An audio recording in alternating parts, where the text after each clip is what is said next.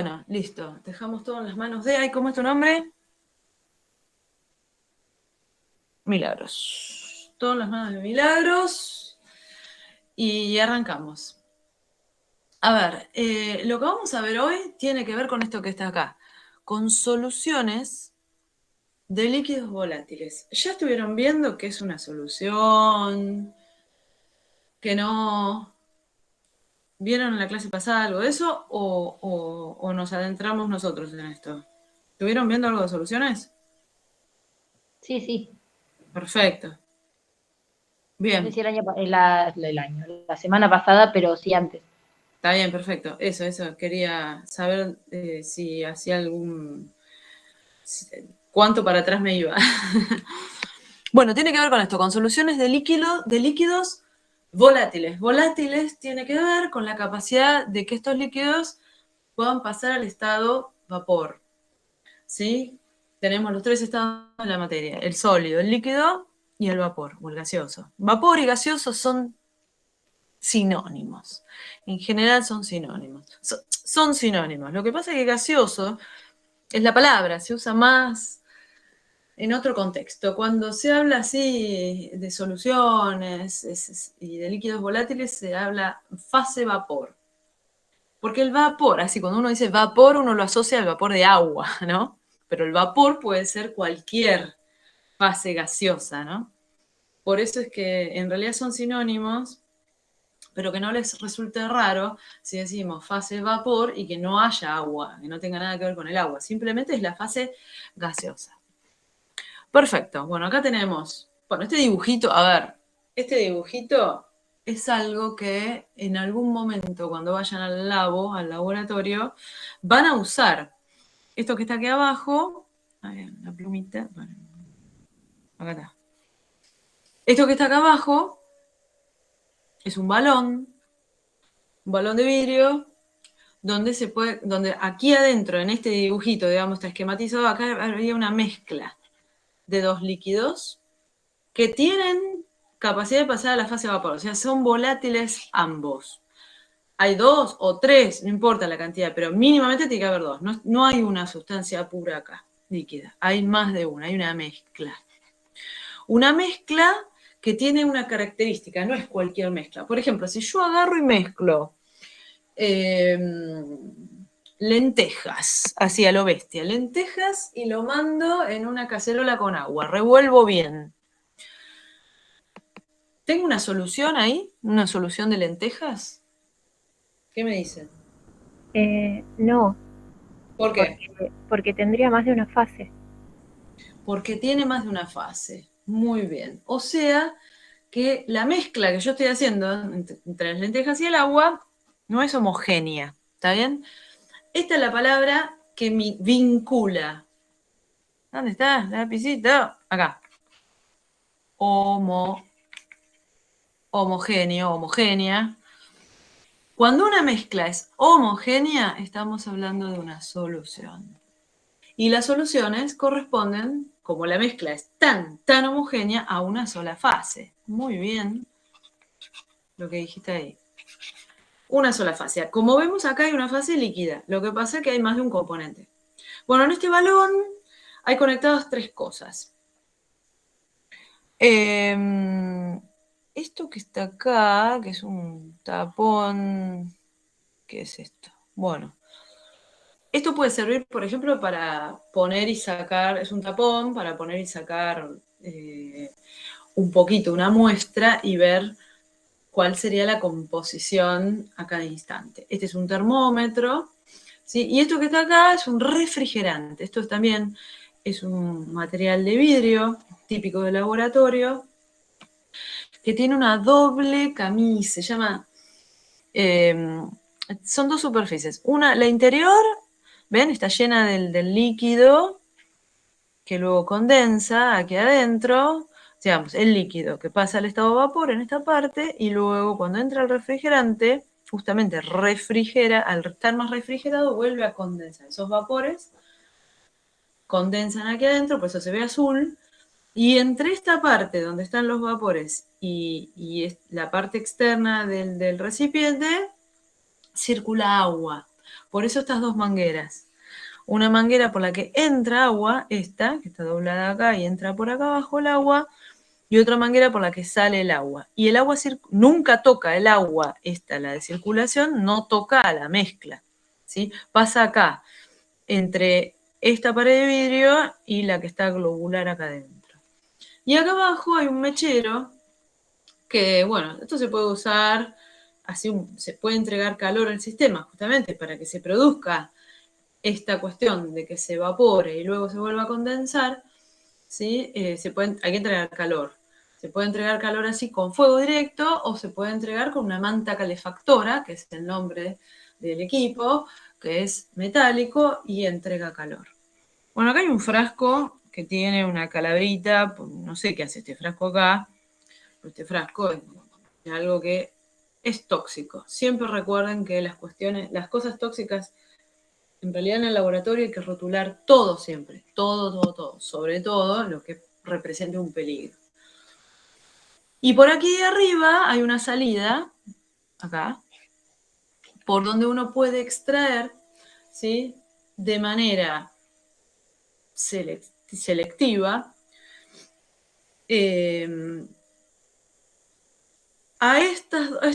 pónganle que había dos componentes acá, bueno, estos dos componentes de manera separada. O sea que todo lo que ven acá es un equipo de destilación. Destilación, lo vamos a ver ahora en las filminas un poquito más adelante, pero ya les queda la idea. Está un poco ¿cómo se dice? Tipo caricaturesco, ¿no? Este dibujito no es un dibujo muy real de cómo es, aquí faltan un par de elementos, pero más o menos un equipo de destilación está compuesto por estos elementos. Por aquí arriba, entonces, luego del tubo refrigerante, se pueden extraer por separado los líquidos que antes estaban formando una mezcla homogénea. Aquí abajo teníamos una mezcla homogénea, tan homogénea que formaba una solución. Por lo tanto, si me dabas este balón así y me decías, che, separame estos dos líquidos, yo no los podía separar. No podía ser como con las lentejas en el agua. Si yo te doy el mismo balón con lentejas y agua, es fácil separar las lentejas del agua. Esperas un rato, no lo movés, las lentejas van cayendo al fondo del balón, ¿sí? Volcás el agua y te quedas con las lentejas. Separaste los dos componentes que formaban parte de una mezcla, ¿sí? Que no era homogénea. Entonces es fácil separar esas mezclas. Ahora, las mezclas homogéneas, o sea, las soluciones, no son fáciles de separar, justamente porque son muy homogéneas. No lo podés separar. Entonces necesitas un equipo de este estilo, necesitas aplicar una destilación para poder separar los componentes de una mezcla homogénea. Entonces siempre recuerden la destilación, que existen varias formas de hacer destilación, ya se los voy diciendo, y esto sí es tarea para que lo lean por ahí. La destilación puede ser simple o fraccionada. La diferencia entre una y otra es que es el mismo equipo de destilación, la única que en la fraccionada se agrega una columna de fraccionamiento. Entonces, entre el tubo refrigerante y el balón se agrega una columna de fraccionamiento, como para que la separación sea más eficiente y mejor. Entonces, decime. Ah, sí, perdóname. Decime. Cuando separás la solución, en este caso homogénea, ¿dónde queda o sea, el compuesto que separaste? ¿Uno queda evaporado y el otro queda líquido o se No, los dos recolecta en otro líquidos. lado? Los dos Ah, líquidos. Los dos líquidos, bien. fíjate que te borro estos garabatos y te vuelvo acá, por ejemplo, ¿ves? Pues está re bueno explicado así. ¿Cómo? Si lo estás explicando bien, entonces quería terminar de entender la idea. Buenísimo. Ah, no, justo elegí azul. Esperá, pará. ¿Qué color puedo poner que no se mezcle con el verde? Sí, verde, vamos. ¿Ves? Acá lo tenés líquido. Tenés la mezcla líquida. ¿Ves mi verde? Sí. ¿Se ve el verde? Bueno. Acá lo tenés líquido. Cuando vos calentás, en esta parte se empieza a evaporar. Acá tenés la fase vapor. ¿Me entendés? Claro. Estos vapores sí suben. Y al subir y chocarse con esta pared, la pared globular, que es Del del otro lado refrigerante, del ¿no? agua, está fría, ¿entendés? Mm. Porque el agua entra y sale todo el tiempo. Entonces se mantiene a una temperatura menor, no, una temperatura del agua líquida, ponele, no sé, 18 grados. Al tocar esta pared, condensa acá de vuelta. Acá lo volvés a tener líquido. ¿Me entendés? O sea, tenés Claro. líquido, vapor, líquido. Entonces, ahora lo sacás Claro. líquido de acá. Sacás uno y después sacás otro. Esa palabra que te dije, y después, ahí tenés un montón de matemática en el medio. Pero bueno, Ay, no. básicamente el concepto es ese. ¿Me entendés? O sea, Sí, tenés sí. líquido, vapor, y cuando entra el refrigerante, esos vapores, líquido de vuelta. Claro. ¿Entendés? Y lo sacás ya puro ahí. Porque en ese proceso de evaporarse y volverse a condensar, justamente por las diferencias de volatilidades que van a tener, Mm. ¿entendés? Vas a preferencialmente sacar uno y no otro. De Claro, ahí el se que se para. evapora es el que extraes. Ahí está. O sea, Perfecto. la volatilidad, muy buena la volatilidad acá en el título, viene bárbaro la palabra volatilidad, porque justamente es la propiedad que te va a permitir ahí utilizar esa propiedad para separarlos, ¿me entendés? Claro. Ahí viene el Gracias. truco, porque si vos lo miras acá líquidos están tan homogéneamente mezclados que vos acá no podés hacer nada. Entonces necesitas hacer uso de alguna otra propiedad. Y bueno, vamos a usar vamos a usar la propiedad de que seguro, no importa qué líquidos sean, pero seguro van a diferir algo en sus volatilidades. Uno va a tener, a ver, te voy a ya tirar la palabra, presión de vapor diferente al otro. ¿Vieron el Ah, concepto lo de que presión vimos. de vapor? Claro. ¿Lo vieron, no? Sí, sí, lo vimos. Exactamente. Entonces, si uno tiene presión de vapor diferente al otro, ya está. Ahí es donde podés hacer uso de eso.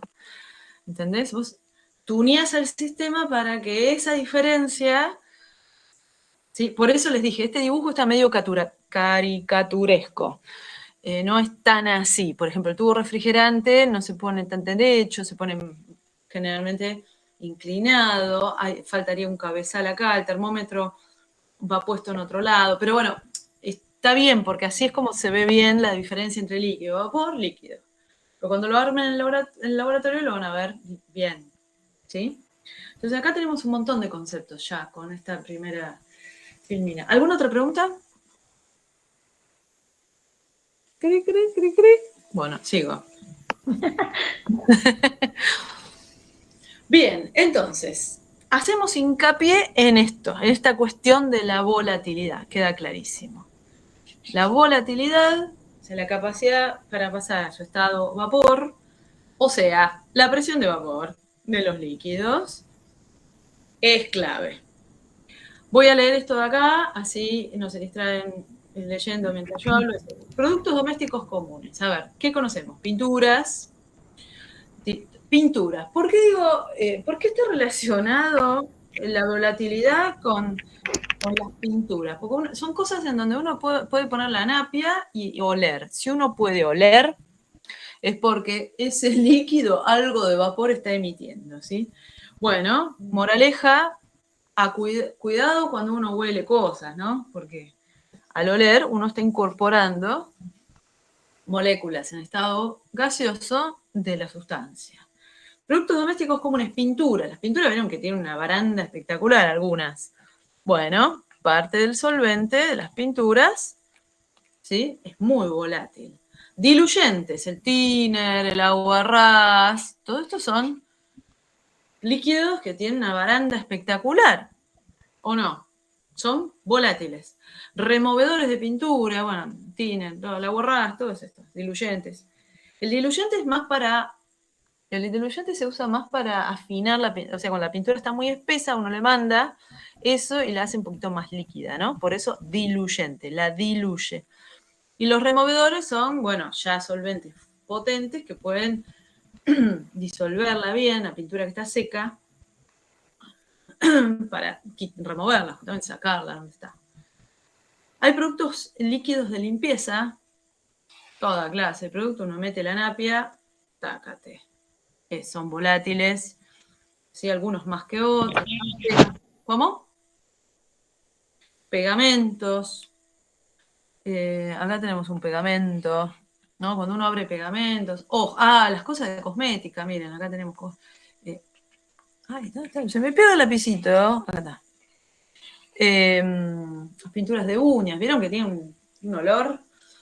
Bueno, todo eso tiene que ver con la volatilidad, ¿sí? Y ojo, valga la aclaración que está acá, la inhalación de muchas de estas cosas, o sea, muchas de estas moléculas en su estado vapor que entran al organismo producen trastornos en el sistema nervioso, entre otras cosas, ¿sí?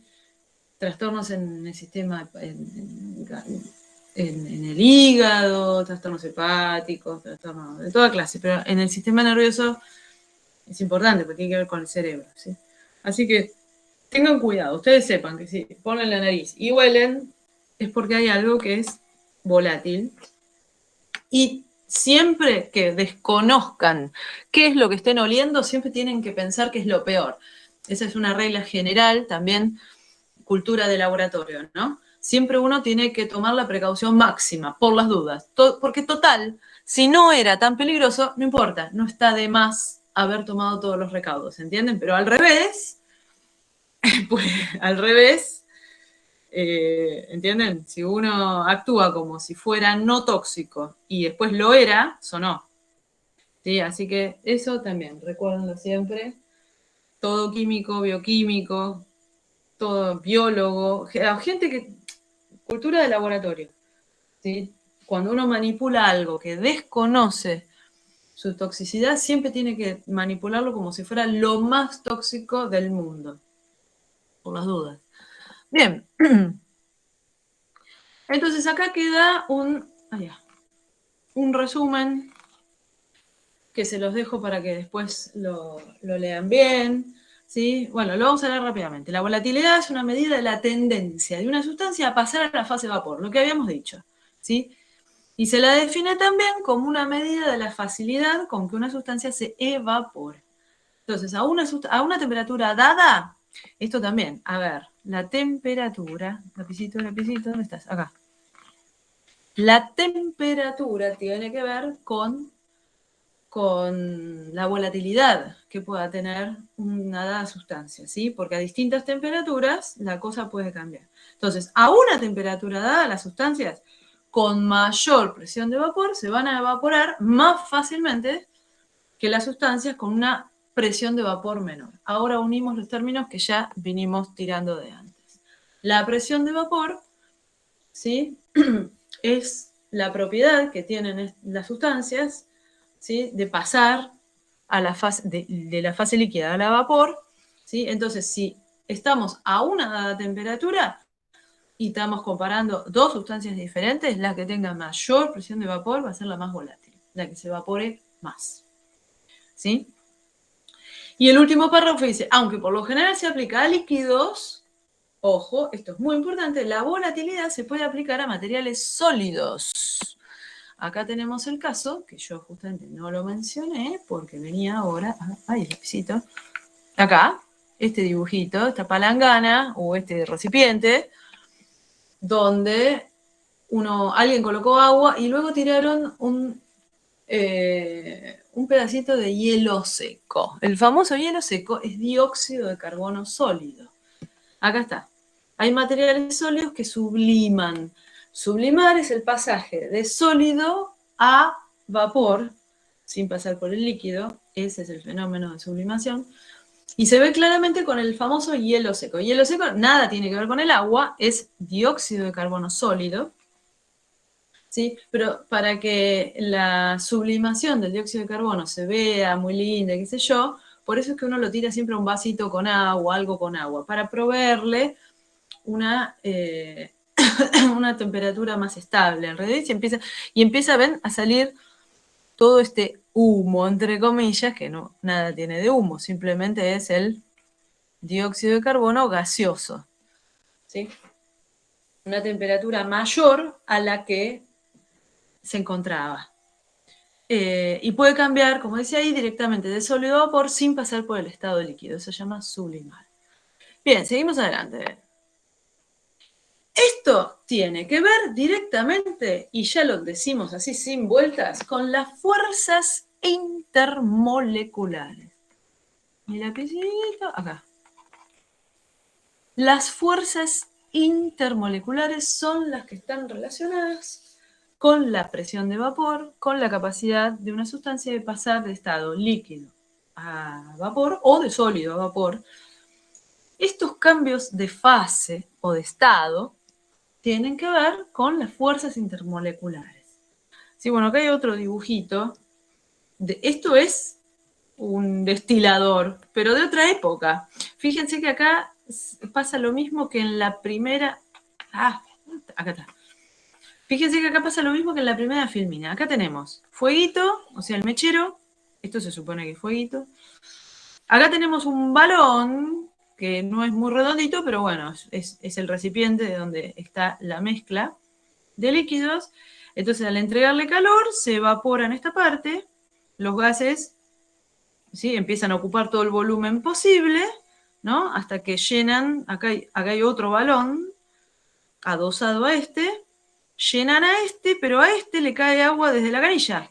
O sea que los vapores, cuando entran a este segundo balón, se encuentran con las paredes frías del balón y condensan acá. ¿Ven? Entonces nosotros podemos separar una mezcla que habría acá, extrayendo primero los más volátiles y luego los que siguen. ¿Entienden? Este sería un destilador, pero otra configuración para un destilador. ¿Sí? Entonces, acá nos proponen que consideremos hexano y octano. Esta es la molécula de hexano. Todos estos grisecitos son átomos de carbono. Carbono, carbono, carbono, carbono, carbono, carbono. Fíjense que hay 1, 2, 3, 4, 5, 6 carbonos. Por eso este es el hexano. Y este es el octano. Por supuesto, el octano tiene que tener 8 carbonos. 1, 2 son los negritos de acá del medio. 1, 2, 3, 4, 5, 6, 7, 8. El hexano tiene 6 carbonos. El octano tiene 8 carbonos. Y todo esto que completa la molécula, los rojitos de este lado y los grisecitos más claritos de este lado, son hidrógenos. ¿Cuántos hidrógenos hay?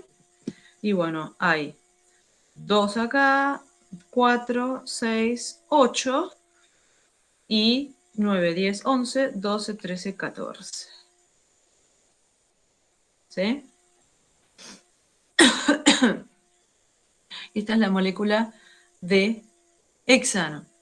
Y la de octano tiene 2 acá, 2, 4, 6, 8, 10, 12, 13, 14, 15, 16, 17, 18. ¿Sí? Muy bien. ¿Qué más podemos decir? Bueno, tenemos la molécula de hexano, nos hacen considerar una molécula de hexano y otra molécula de octano. Ven que son muy parecidas, son prácticamente iguales. La diferencia entre una y otra es que una es 2 carbonos más larga que la otra, pero hasta tienen la misma forma.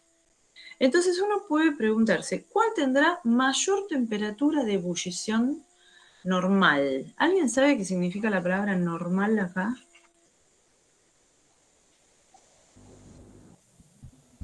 Muy bien. Normal significa a una atmósfera, en condiciones normales. ¿Cuál tendrá mayor temperatura de ebullición a una atmósfera y cuál será la más volátil? ¿Qué me dicen sobre las fuerzas intermoleculares que van a hacer que todas las moléculas de hexano se queden pegadas entre sí y todas las moléculas de octano se queden pegadas entre sí? ¿Qué me dicen? Que las fuerzas intermoleculares del octano son más fuertes porque tienen doble enlace que la del hexano. No hay dobles enlaces. Vos fíjate que todos los enlaces son simples ahí. Pero No, porque, no, se ve, tenés una, no, veo mal. tenés una molécula simplemente más larga. Una molécula más larga que la otra. Por lo tanto, cuando un octano se junte, lapicito, con otro octano al lado, ¿sí? la adhesión que se va a producir, ¿ven? Si yo pongo un octano al lado del otro, los empiezo a empaquetar, ¿sí? Como son más largas, ¿sí? La adhesión que va a haber va a ser un poquito mayor que la que voy a encontrar en las moléculas de hexano. ¿Lo ven? Claro. Estas son más cortitas. Entonces, las fuerzas intermoleculares que vaya a haber entre el octano van a ser mayores que las fuerzas intermoleculares que va a haber entre las de hexano. ¿Entienden? Entonces, las que estén más fuertemente pegadas, ¿qué les parece respecto de la temperatura de ebullición? Las que estén más fuertemente pegadas van a tender más o menos a pasar a la fase vapor. Y las que están más Bien. fuertes, claro. Claro, las que están más fuertemente pegadas van a preferir estar más pegadas, no van a pasar tan fácilmente, ¿no? A la fase vapor. Siempre a una dada presión, por ejemplo, la presión atmosférica. Por lo tanto, ¿cuál va a ser el más volátil en este caso? El octano. El hexano. El hexano. El más volátil va a ser el que más vaya a pasar a la... Perdón, sí. Eso, claro, ahí hay que ojo al responder ahí, porque estoy segura que lo sabías, pero es tramposa, ¿viste? El más volátil es el que más fácilmente pasa a la fase vapor. O sea, es el que tiene fuerzas intermoleculares más débiles. ¿Entendés? Por Sí, eso me quedé enganchada con la tendenciosa, fuerza. lo mío fue muy tendencioso. Yo a propósito arranqué con el octano porque sabía, porque después venía la pregunta, ¿cuál será el más volátil? Bien, así que bueno, cuidado con eso. Seguimos adelante. Bueno, ahí tenemos los datos. ¿Ven? La temperatura de ebullición el hexano hierve, entre comillas, o sea, ebulle a 69 grados. Y el octano a 126. ¿Se dan cuenta? Tarda más. Yo tengo que estar metiéndole más calor, voy a tardar un poquito más en llegar a una temperatura mayor, siempre hablando de la misma presión, ¿ven? Para que bulla el octano, porque las fuerzas intermoleculares que hay entre las moléculas de octano son mayores. ¿Ven? Mayor tamaño de las moléculas, mayores fuerzas, se llaman así, fuerzas de dispersión. A ver. Ahí, el lápiz, acá está. Fuerzas de dispersión, fuerzas de London, también vieron, ¿no? ¿Vieron? Sí, sí. Sí, ¿Qué pierdo el lapicito? Ahí está. Fuerzas de London. ¿Sí? Yo les hablé de adhesión. Es una especie de adhesión, ¿sí? Porque las fuerzas intermoleculares, ¿qué son? No importa de qué tipo de fuerza intermolecular estemos hablando, son las fuerzas que mantienen adheridas en mayor medida o en menor a las distintas moléculas, ¿sí? ¿Va quedando claro? ¿Acá alguna pregunta? No. ¿No? Bien, seguimos. Bueno, entonces nos adentramos en equilibrio líquido-vapor. Ya que sabemos de la ebullición, ¿sí? Voy a leer rápido, así no se pierden. La ebullición ocurre cuando se calienta un líquido en un recipiente abierto a la atmósfera. ¿Tá? Esto es la clásica. Tenemos una hornalla, una jarra a la que le pusimos agua. En un momento, después de estar calentando con el fuego, ¡pum!, hierve. Bueno, si un líquido se calienta en un recipiente cerrado, no se produce la ebullición. O sea, la temperatura y la presión de vapor aumentan continuamente y puede alcanzarse una presión mucho mayor que la presión atmosférica. Entonces, ¿hasta qué temperatura se puede calentar un líquido en un recipiente cerrado? Fíjese, un líquido se puede calentar muchísimo. Muchísimo. Fíjense, este es un típico diagrama, se llama de fases. Aquí estamos teniendo en cuenta una sustancia, no dice qué sustancia es, una sustancia cualquiera, vamos a poner el caso de cualquier sustancia, una X. Este gráfico podría corresponder a cualquier sustancia menos al agua. Este gráfico, si fuese del agua, esto recuérdenlo siempre, si fuese el agua, no, eso lo hice yo para encontrar esto lo hice yo para encontrar el lapicito porque se me había perdido. Si fuese del agua, esta pendiente, la recta BD, tendría pendiente negativa, ¿sí? Si fuese del agua, pero no es del agua. tiene la pendiente positiva, entonces es de cualquier otra sustancia que no sea agua. Lo que estamos viendo.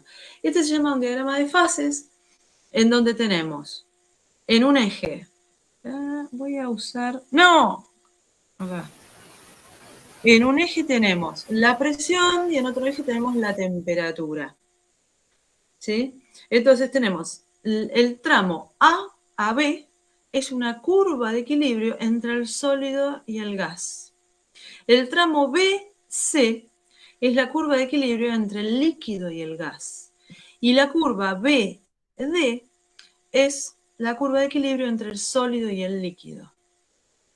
¿Ven? El punto B se llama punto triple, porque en ese punto, si nosotros nos encontramos a esa presión, no voy a cambiar el lapicito, este no me gusta.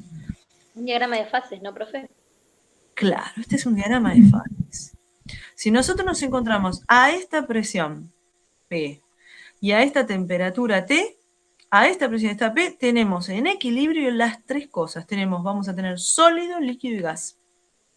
Si nos encontramos en este otro punto, en el C, o sea, a una presión mayor, a esta otra, P1 vamos a ponerle, y a esta temperatura, T1, vamos a estar en el punto crítico.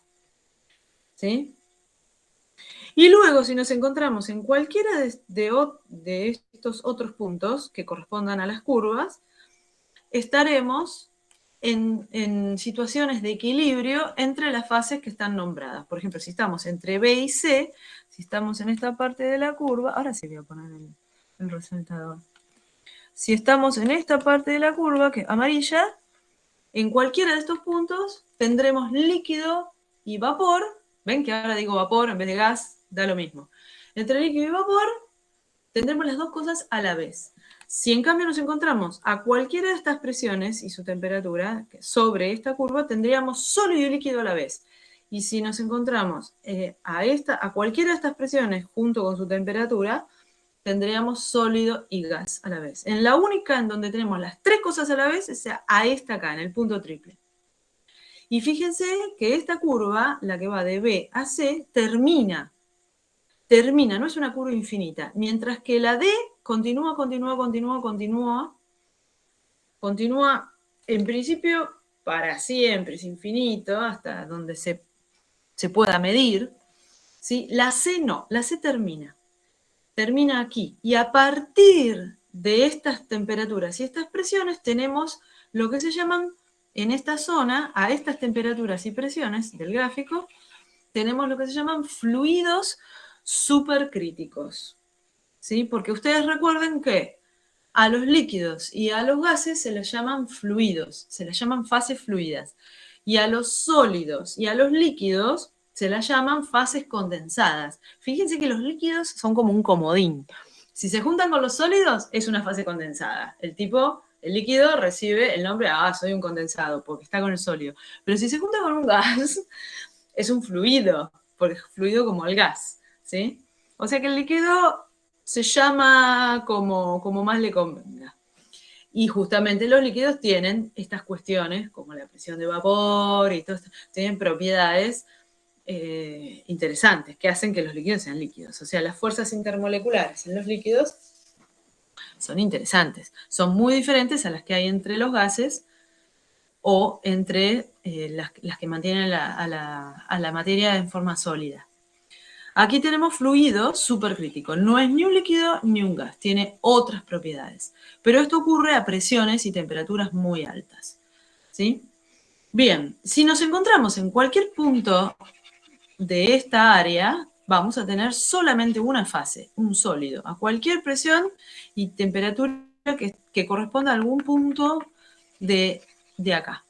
Si nos encontramos en esta zona del gráfico, tendremos solamente el líquido. Y si nos encontramos en esta parte a estas presiones y a estas temperaturas, tendremos solo un gas. Muy bien. Seguimos. ¿Alguna pregunta sobre esto? Sí, tal vez esto, pero que ya lo vieron, que la ebullición de un líquido se alcanza cuando la presión de vapor, que empieza a aumentar y aumentar y aumentar, ¿sí?, se iguala a la presión atmosférica. Ese es el momento en donde empieza a haber burbujas y el líquido entra en ebullición. Siempre recuerden eso. Por lo tanto, la ebullición de un líquido a presión atmosférica ocurre a una dada temperatura, mientras que a otra presión, como cuando uno está de campamento y está a una cierta altura, donde la presión ya no es igual a la atmosférica, es menor, en la montaña, ¿sí?, el agua que uno quiere hervir va a hervir a temperatura menor, ¿sí?, porque más rápidamente va a alcanzar la presión de vapor a la presión atmosférica, que no es la misma que estando a nivel del mar, ¿sí? Ojo, porque si uno está en una montaña muy, muy, muy alta y quiere hervir el agua para matar a los bichos que se mueren con 100 grados, cuando uno hierve el agua va a hervir a mucho menos y no va a estar matando los bichos que uno quiere, ¿sí? Así que tengan cuidado con eso. A todos aquellos que se van de campamento, a esas zonas. Bueno, volviendo al concepto de soluciones. ¿Con qué estoy acá? ¿Con qué lápiz? Voy a cambiarlo a la plumita. Volviendo al tema de las soluciones. Las soluciones son sistemas. Las soluciones son sistemas que son mezclas, ya dijimos, homogéneas y que están compuestas, ¿sí?, por un solvente y un soluto, o más de un soluto, ¿sí? Por ejemplo, el sistema aire. El sistema aire es un sistema ya gaseoso por completo, ¿ven? Es una solución gaseosa. Y tengo que aclarar que todas las mezclas de gases y todas las mezclas de gases siempre van a formar soluciones, porque siempre, aunque uno no haga nada, van a formar una mezcla muy homogénea, súper homogénea. Así que todos los gases forman soluciones cuando se mezclan, ¿sí? Bueno, el aire es un solvente, tiene un solvente gaseoso y un soluto gaseoso. Podríamos decir que el solvente del aire es el nitrógeno, que es el gas que en mayor proporción está, y como soluto podemos hablar del oxígeno, del argón y algún que otro gas adicional que pueda, el helio, en muy bajas proporciones. Todos estos serían los solutos del solvente para formar el aire, es una solución. Ahora, si tenemos el sistema sal y agua, sal común de mesa, ¿no? ¿Sí? Vamos a tener, cuando están mezclados, una sola fase, como bien dijimos antes, esa es una solución, pero va a ser líquida. Estamos hablando a temperatura y presión normal, o sea, una atmósfera y temperatura 298 Kelvin, o sea, aproximadamente 25 grados, a condiciones ambiente, ¿sí? El aire es gaseoso, el agua y la sal es líquida, y acá tenemos en cuenta que el solvente va a ser, bueno, el solvente siempre es el componente en mayor proporción, va a ser el agua, ¿sí? Y el soluto en este caso va a ser la sal, que va a estar disuelta en el agua. Pero después tenemos sistemas como el de recién, ¿se acuerdan? Hexano-octano, donde los dos, tanto el solvente como el soluto, son líquidos. Por lo tanto, la solución va a ser líquida, ¿sí? En todos estos tres casos que siguen, ¿ven? Ahora, yo no sé, en el caso del hexano y el octano, el que esté en mayor proporción va a ser el solvente y el que esté en menor proporción va a ser el soluto. Como los dos son líquidos, ¿ven? El solvente y el soluto va a ser el que decidan ustedes, el que pongan en mayor proporción. El benceno y el tolueno son otro muy buen ejemplo de una solución líquida, porque ambos son líquidos. Y siempre el que esté en mayor proporción va a ser el solvente y el que quede en menor proporción va a ser el soluto. El alcohol y el agua es otro ejemplo de una solución líquida, porque forman, ¿sí?, es una mezcla absolutamente homogénea. Y siempre el que esté en mayor proporción va a ser el solvente y en menor proporción el soluto. Muy bien. ¿Alguna pregunta con respecto a esto? ¿Queda claro? Clic, clic, clic, clic, clic. Sí, yo tengo alguna pregunta para hacerles a ustedes. ¿Podría haber alguna solución sólida? O sea, si en esta columna agregáramos que la solución sea sólida. ¿Qué sistema podemos encontrar para obtener una solución sólida. A ver, ¿alguien se da cuenta? ¿Qué decir acá? Un sólido y un gas, puede ser. Muy bien, sí, sí. Por lo general, eso no forman soluciones, eso forman lo que se llama, eso forma dispersiones, forman una espuma. Una espuma, ¿sí? Es una espuma sólida, ¿no? El pan es una espuma. El pan, antes de cortarlo así con la mano, el pan es una matriz proteica, con azúcares también, sólida, donde tiene dióxido de carbono adentro. Pero eso no es una solución, porque no está homogéneamente distribuido el gas en el sólido. Así que en vez de solución, eso lo llamamos dispersión. Pero podría existir un sólido que tuviese cantidades de gas muy homogéneamente distribuido. Estoy tratando de pensar un ejemplo y no me viene ninguno a la cabeza de ese estilo, pero sí me vienen las aleaciones. ¿Las escucharon nombrar o no? Sí. Una aleación, por ejemplo, el famoso bronce, ¿no? Cobre-níquel.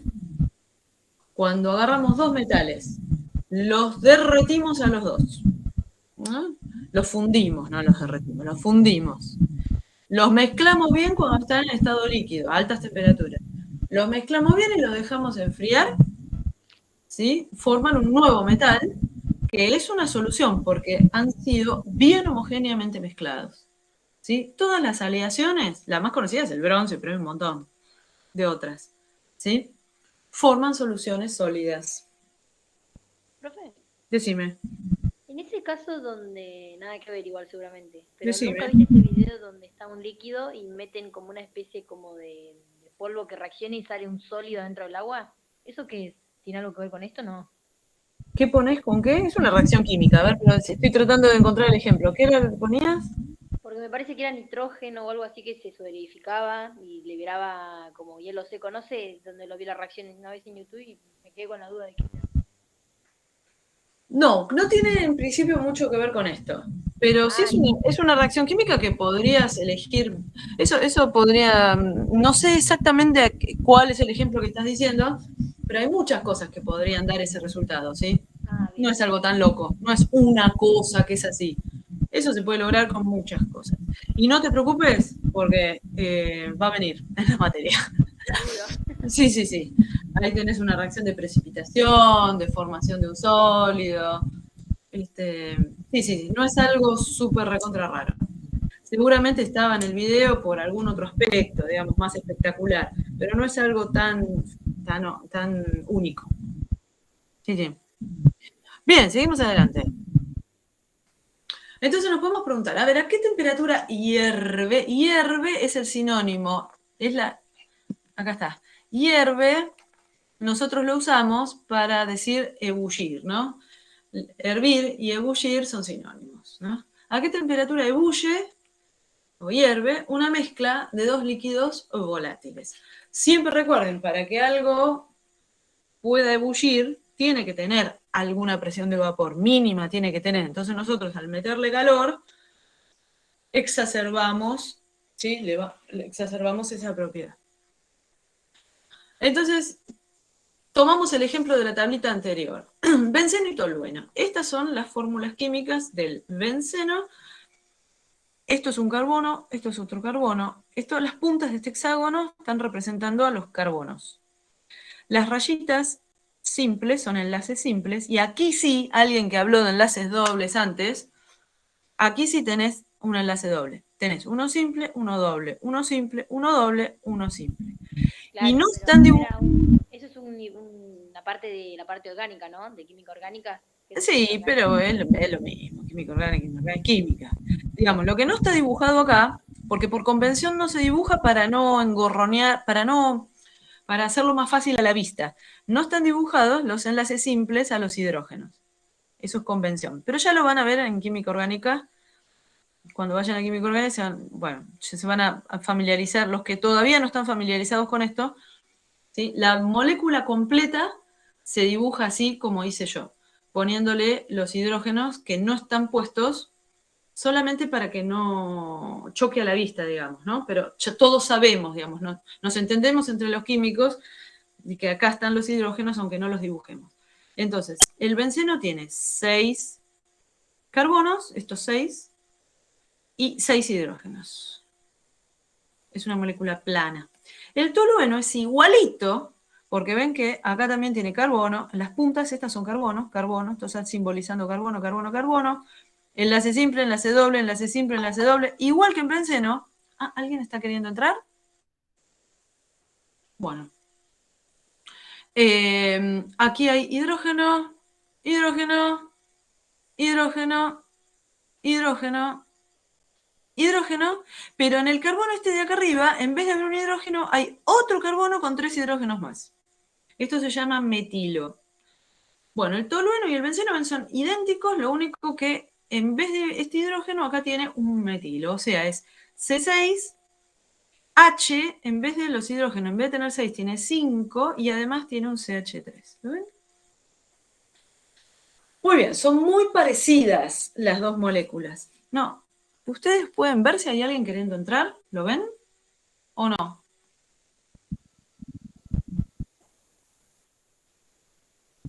Porque yo escuché clink clink. Ajá. A ver, quiero ver si no hay alguien. ¿Por qué no me aparece la barra? Quiero que me aparezca la barra. Pero capaz tenés que dejar el pantalla y fijarte. ¿Desea conservar las anotaciones? Bueno, conservémosla. Ahí está. A ver si hay alguien queriendo entrar. Ah, No, nadie, ¿no? parecía, sí, se escuchó. Sí, porque yo escuché un clink clink. Clink, clink. Sí. No, no es nadie. Bueno, seguimos, nos vamos de vuelta a la presentación. Estábamos acá. Bien, se ve, ¿no? Sí. Entonces, las moléculas son iguales. Voy a borrar todos estos garabatos. No lo puedo borrar porque es de... Vieron que yo salí y volví a entrar. No me deja borrar esto, guacho. Bueno, las vuelvo a dibujar. Las vuelvo a dibujar para que las vean acá. ¿Ven? Las dos son iguales, son los 6 carbonos unidos así. Enlace simple, enlace doble. ¿Sí? Hasta este momento son iguales las dos. Y una tiene acá un metilo. Cuando tenemos carbono, hidrógeno 3, esto se llama metilo. Bueno, el benceno y el tolueno son casi iguales, salvo por la presencia del metilo. En vez de tener un hidrógeno aquí, tiene un metilo. Buenísimo, entonces, al ser tan parecidas, uno puede ya hipotetizar. Y bueno, las fuerzas intermoleculares también van a ser muy parecidas, pero no idénticas. No van a ser idénticas por culpa de ese metilo que está ahí. Es más, yo les anticipé, el benceno es una molécula plana, ¿sí? Así que podemos apilar uno arriba del otro, tac, tac, tac, tac, tac, y esto va a lograr que las fuerzas intermoleculares sean bastante más eficientes que las del tolueno, porque el tolueno, al tener este socotroco acá arriba, ¿sí? Esto no se va a poder apilar tan bien como las del benceno, ¿no es cierto? Así que, bueno, acá podemos ver en este gráfico donde tenemos lo que dijimos recién, la presión de vapor en esta unidad de milímetro de mercurio. Milímetro de mercurio es una unidad para presión, diferente a atmósferas. Saben hacer el pasaje, ¿no? Entre milímetros de mercurio y atmósferas. Sí. ¿Sí? Una atmósfera son 760 milímetros de mercurio. Bueno, entonces, esta unidad que está acá, 760 sería esta raya que está acá punteada. Esto sería, está entre 600 y 800, esta sería 760. O sea, esta sería una atmósfera. Milímetros de mercurio, esto es igual a una atmósfera. A esta altura, a esta presión. Bien, y el otro eje, este es el de la temperatura, que la tenemos en Kelvin. A 298, que estaríamos por acá, ¿sí? Serían 25 grados. Bueno, un poquito más, aumentamos la temperatura. Fíjense, este gráfico nos muestra cómo aumenta siempre la presión de vapor. Por ejemplo, tomen la curva azul. La curva azul le pertenece al benceno. Y la curva roja le pertenece al tolueno. Entonces, la curva azul empieza, ¿sí?, por acá abajo, a temperaturas bajas, la presión de vapor es muy baja. Pero a medida que aumentamos la temperatura, ¿sí?, nosotros ponemos un mecherito acá abajo, le damos calor, por así decir, el fueguito, le damos calor a este y le damos calor a este, pónganle por separado, cada uno está en su frasco, ¿no? Bueno, pónganle que miramos al benceno solito, le damos calor, aumentamos la temperatura, su presión de vapor aumenta, ¿entienden? Si el recipiente se encuentra abierto a la atmósfera, cuando llega aquí a 760, va a hervir. ¿Ven? A partir de esta presión, su presión de vapor llega a la atmosférica y el benceno estaría hirviendo. Si miramos la roja que le pertenece al tolueno, en el frasco del tolueno, ¿sí?, vemos que pasa lo mismo. Aumenta la presión de vapor, ¿sí?, pero necesitamos llegar a una temperatura mayor. Una temperatura mayor para que hierva. A partir de acá va a hervir. ¿Ven? A la misma presión, a 760, ¿sí?, el tolueno va a necesitar llegar a mayor temperatura para hervir. ¿Ven? Porque la curva de presión de vapor difiere de la del benceno. Eso tiene que ver entonces con las fuerzas intermoleculares. Y fíjense que en el medio de las dos tendríamos una mezcla cualquiera. La verde correspondería a una dada mezcla. Si hacemos una mezcla con iguales proporciones, tendríamos una curva. Y a medida que aumentamos la proporción de uno u de otro, la curva verde estaría desplazada para el rojo o para el azul, de acuerdo a la cantidad que tenemos de cada uno de ellos. Entonces, esto también nos da una idea, este tipo de gráficos, de cómo se comporta una mezcla respecto de los límites, que serían las sustancias puras. ¿Ven? Seguimos adelante. Y nos abrimos el panorama a definir lo que es una solución ideal. Ya empezamos con algún modelito matemático.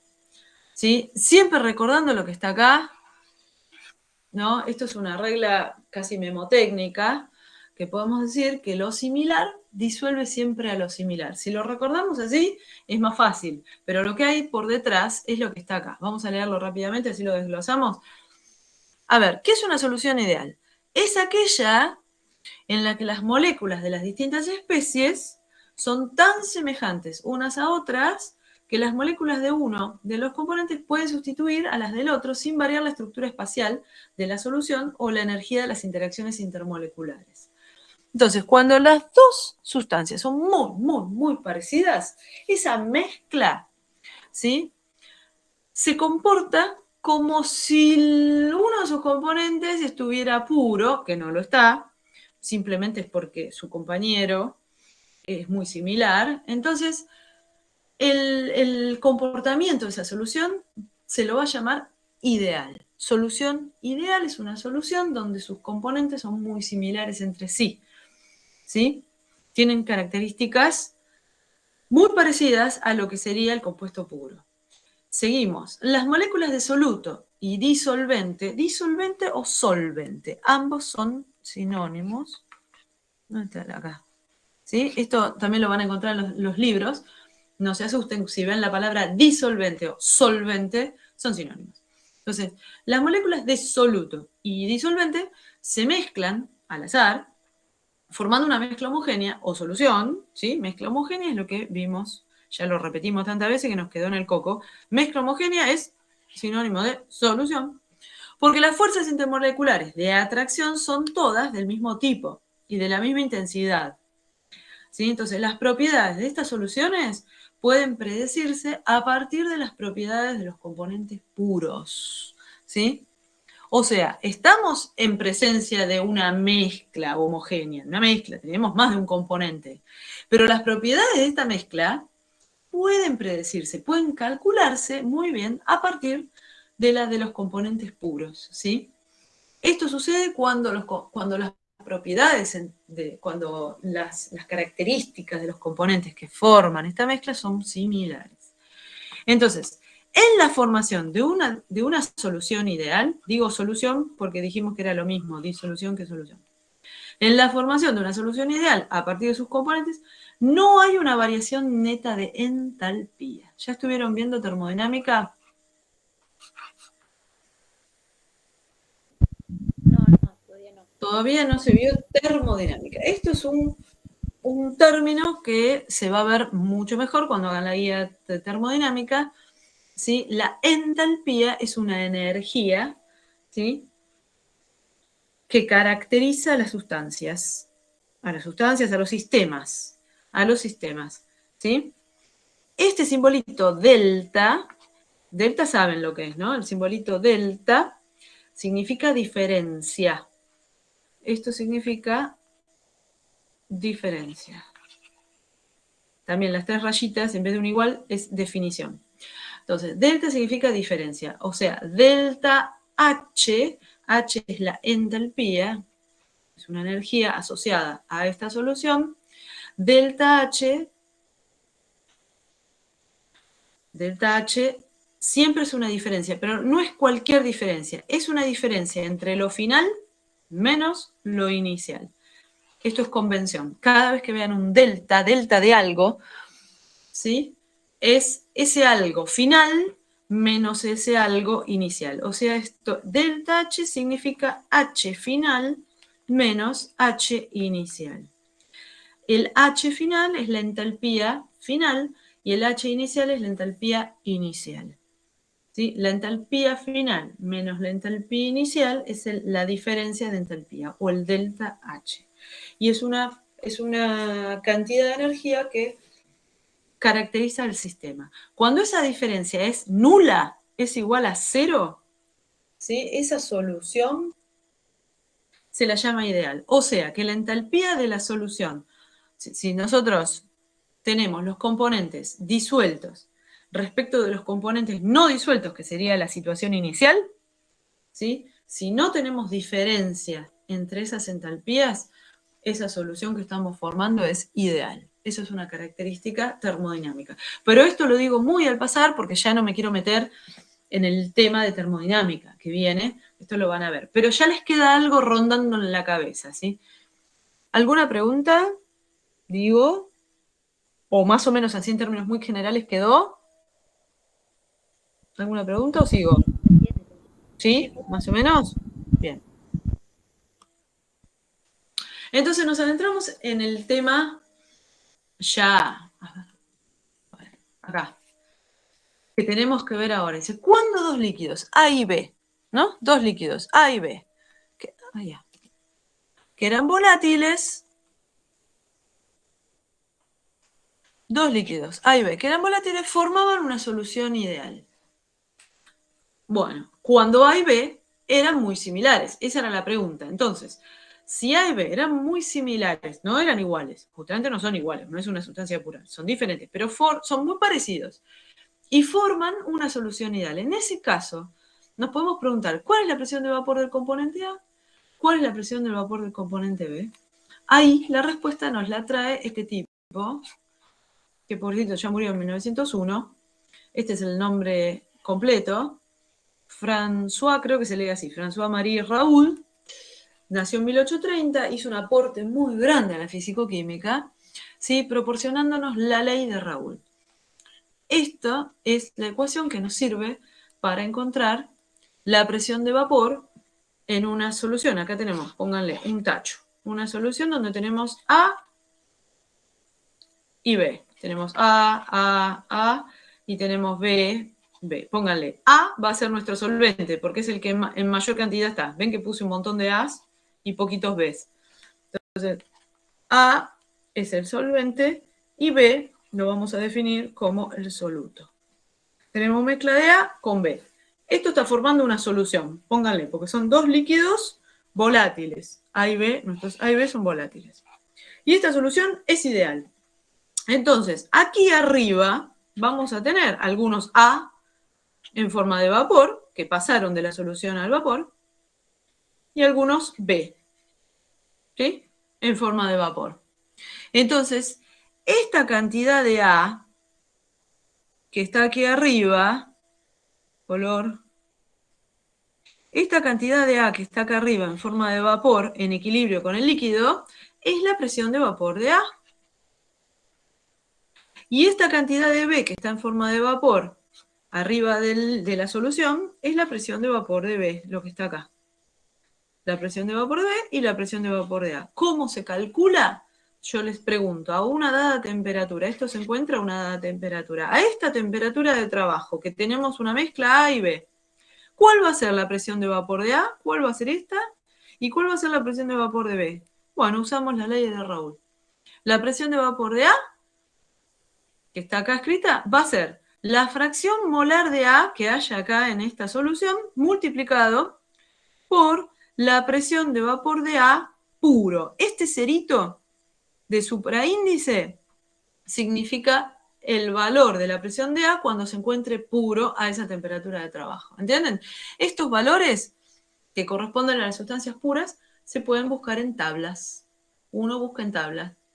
¿Entienden? Uno busca, pónganle que A fuera el agua. Entonces uno busca, para el agua, a la temperatura en que estoy trabajando, el agua pura, a esta temperatura, ¿cuál es la presión de vapor que tiene? Lo pone acá. Lo multiplica por la fracción molar que haya de agua en esta solución. ¿Alguien se acuerda de lo que era la fracción molar?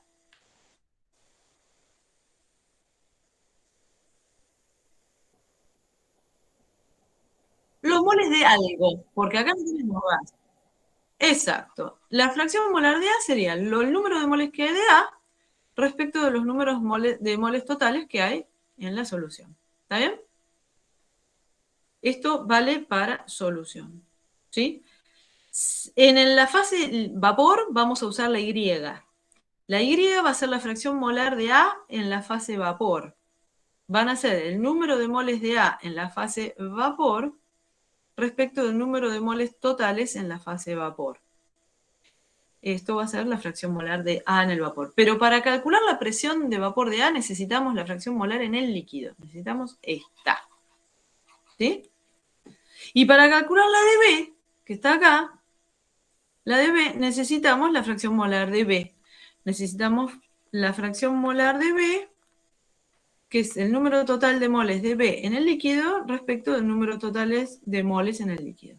Esto sería XB. Y lo multiplicamos por la presión de vapor de B cuando está puro, a la temperatura de trabajo. Así obtenemos las presiones de vapor de A y de B, ¿sí? Cuando tenemos una mezcla de A y B. ¿Queda claro? Esto sirve cuando la solución es ideal.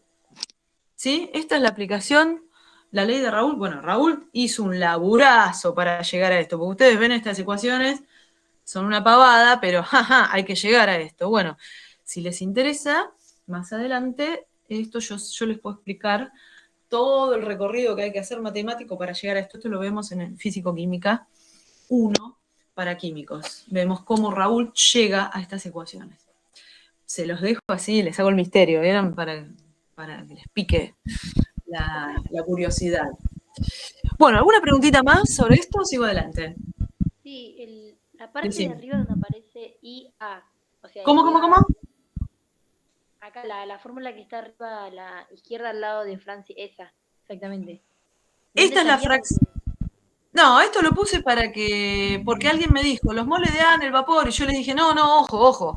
Para XA hay que poner el número de moles de A, en el líquido, respecto de los números de moles totales en el líquido.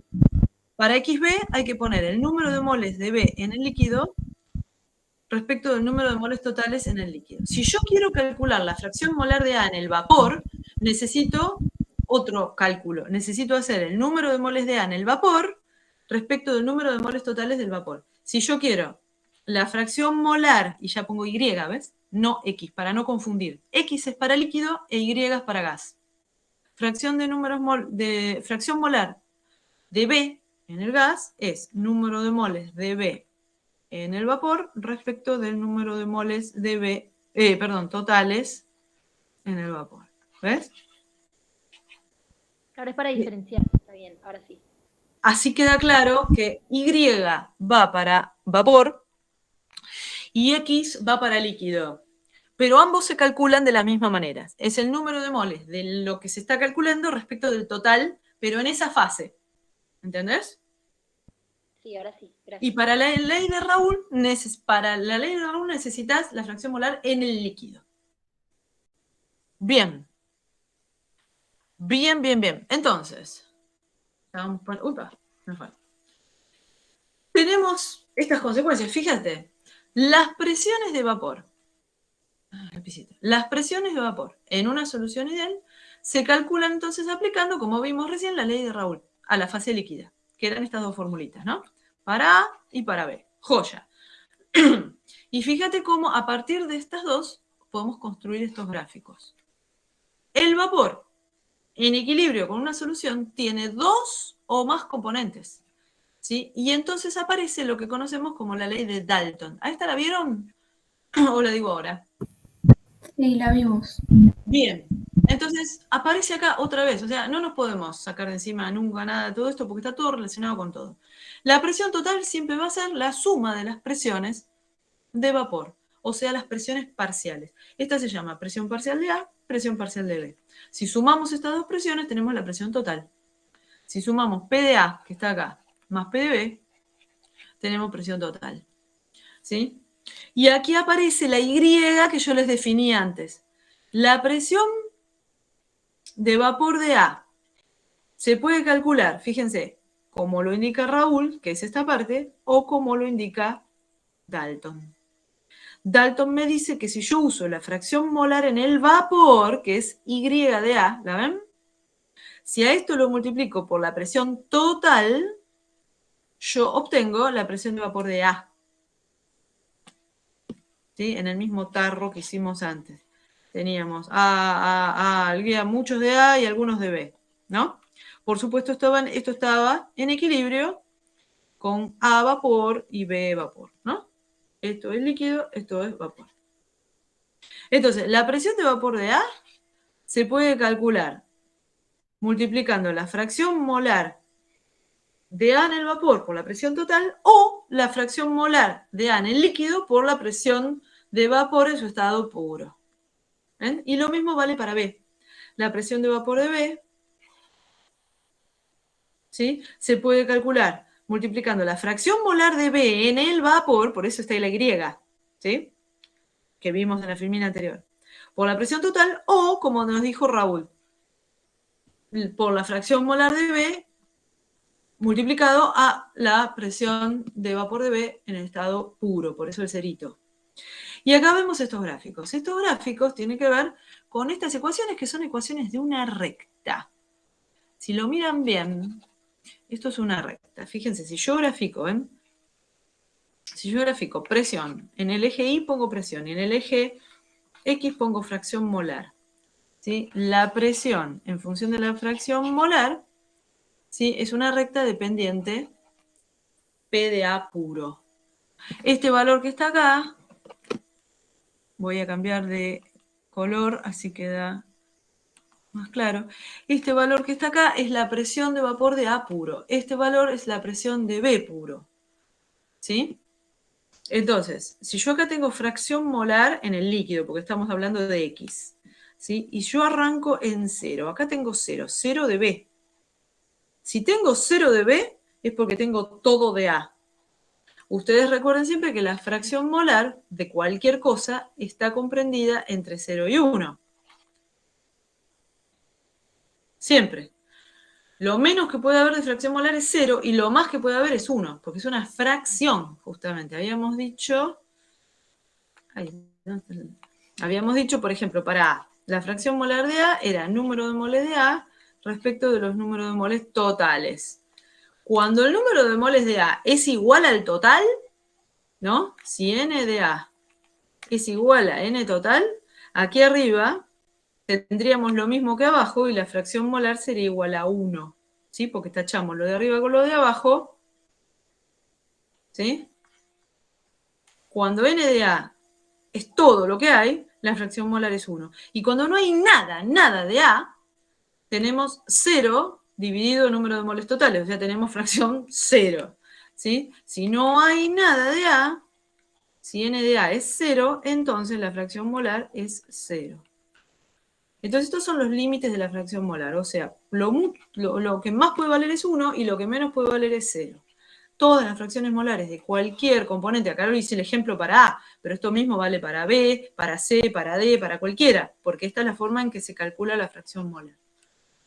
Entonces, cuando tenemos nada de B, es porque estamos en este punto, nada de B, tenemos todo de A. Si empezamos a agregar B, agregamos, me muevo para allá, agrego B, llegó un punto en que tengo todo B. Y bueno, cuando ya puse tanto de B, que de A casi no se ve, saco lo que quedó de A, bueno, tengo 0 de A. O sea, estos son los extremos. Si tengo todo de uno, tengo nada del otro, y si tengo todo del otro, no tengo nada de uno. ¿Entienden? Los extremos. En el medio tenemos todas las mezclas posibles que podemos hacer nosotros. ¿Lo ven? O sea, este es el rango de fracciones molares para una mezcla A-B. Y esto verde que se encuentra acá son las rectas. Se le dice curva porque el nombre riguroso es la curva, pero no son curvas, son rectas. Las rectas en verde son lo que nos contó Raúl. La presión de vapor, tanto de B como de A, ¿ven? La de B va subiendo a medida que yo aumento B. Yo voy para allá aumentando B. A medida que aumento B, aumenta la presión de vapor de B. Hasta que llega a ser la presión de vapor de B puro, porque tengo solamente B. Y lo mismo pasa con A para allá. Si yo me muevo para allá, aumenta A, porque voy desde A0 hasta A, X de A0 hasta X de A1. Si me muevo para allá, aumento A. ¿Sí? Entonces aumenta la presión de vapor de A hasta llegar al límite donde tengo solo A. Esta sería la presión de vapor de A puro. Y yo sumo punto a punto las rectas verdes, por ejemplo, para esta solución, para esta proporción de A y B. Si yo subo, tengo esta presión de vapor de B y esta presión de vapor de A. Este número más este número me da esta, que es la presión total, es P de A más P de B. Esto vale para cualquier otro punto de este intervalo de fracciones molares. ¿Queda claro esto o hay alguna duda con esto? A ver. Porque lo dije todo un tirón. Dalton, puede ser. Ay, perdón. ¿Cómo? Se escucha trazo. Ahí está, para. ¿Cómo no escuché nada? No, que el gráfico ese es de la ley de Dalton, ¿no? Que cuando uno es El negro. La recta negra. Claro. Las verdes son Raúl. Las verdes son Raúl para A y Raúl para B. Y la negra es Dalton. ¿Está bien? Que es la suma de las presiones. Me voy a cambiar de lugar porque tengo mal internet. ¿Pero se entendió? ¿Alguna duda más? ¿Alguien que quiera preguntar algo? Díganlo ahora. Bueno, ¿sigo? Profe, una consulta. Sí. El punto donde se cortan la presión de A y la de B, ¿tiene algún interés? ¿Es algo que se pueda considerar o no? No, es una casualidad. Fíjate. En este punto, o sea, este punto que corresponde a una mezcla dada, a esta mezcla.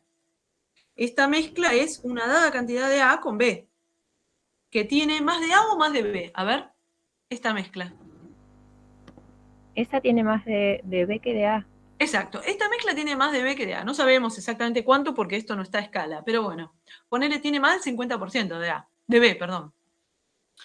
Bueno, esta mezcla tiene igual presión de vapor de A que de B, porque B se juntan, es nada más que eso. Claro, esa es la interpretación, nada más. Nada más. Entonces, los dos, justamente para esta mezcla, las presiones de A y de B son idénticas, a pesar de que no tengas la misma cantidad de A y de B en el frasco, ¿me entendés? Aquí abajo no vas a tener más de A que de B, no vas a tener igual A y B. Vas a tener más de B. Es un punto de equilibrio entre las presiones, nada más.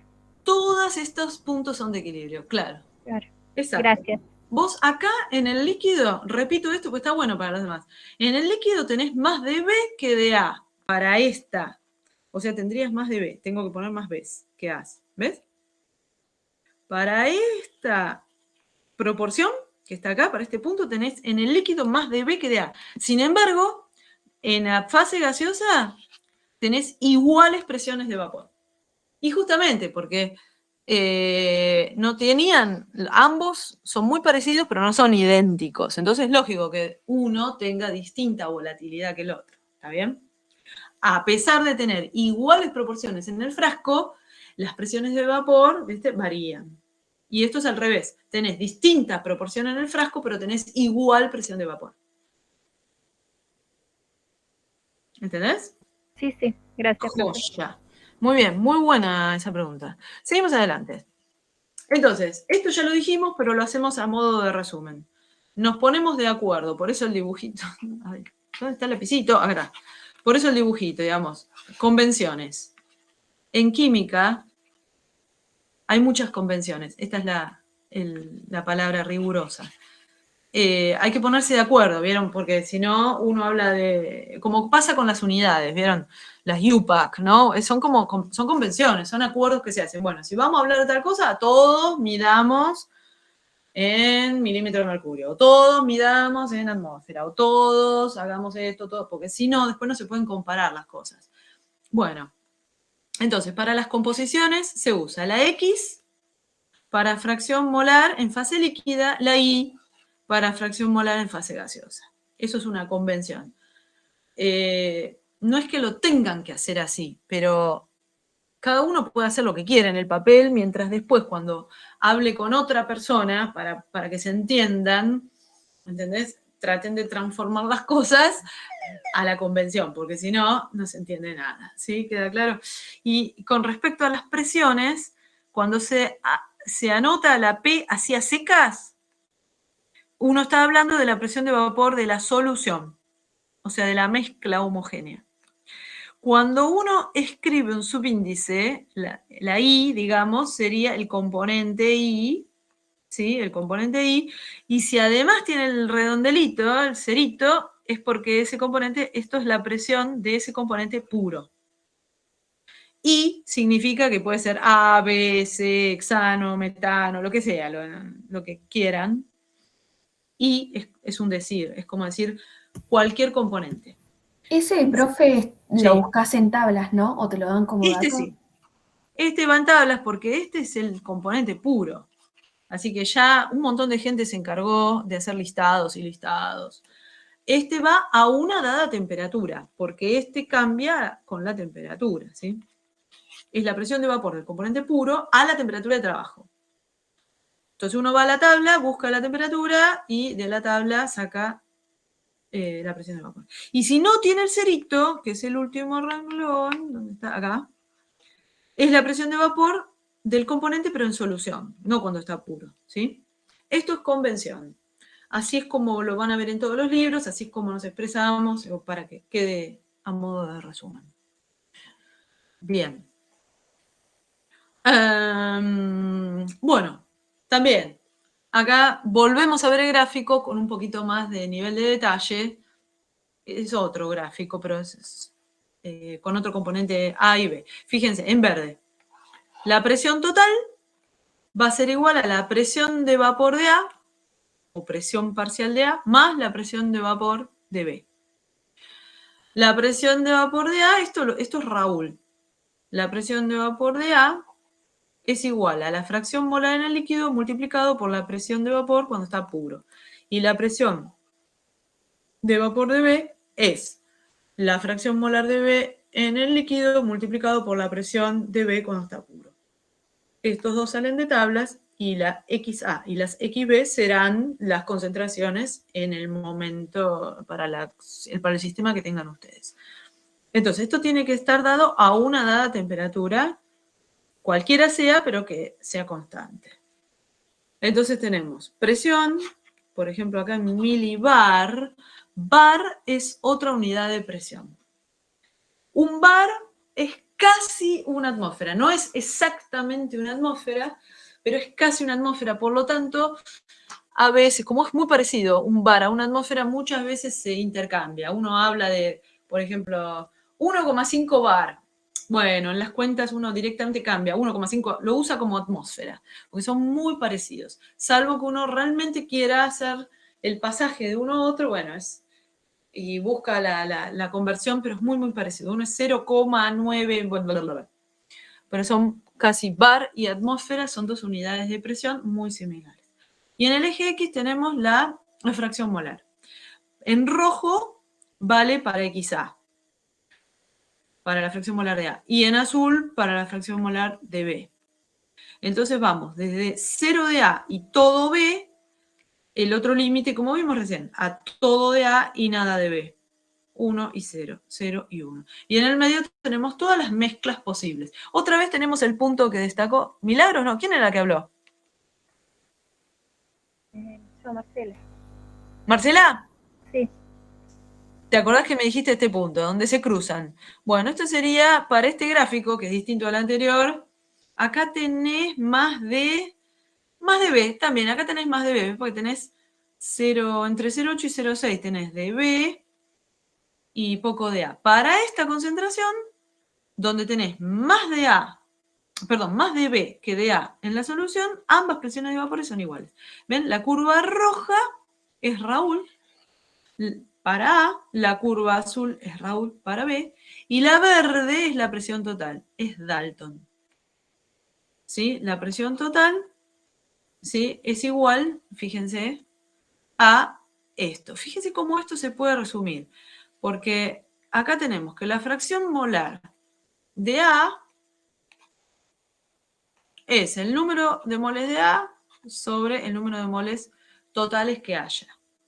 ¿Sí? Ahora, el número de moles y la fracción molar de B es el número de moles de B respecto del número de moles totales que haya, siempre en la solución.